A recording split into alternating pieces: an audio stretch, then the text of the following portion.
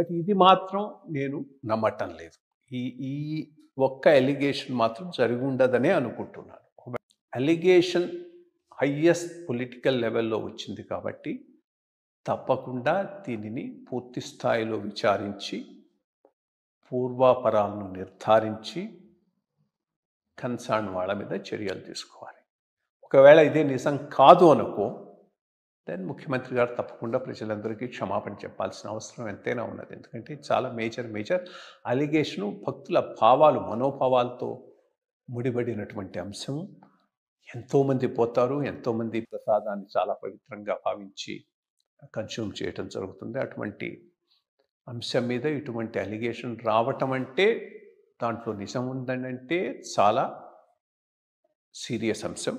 లేకపోతే వెంటనే దీనికి క్షమాపణ చెప్పి స్వస్తి పలకాల్సినటువంటి అంశం.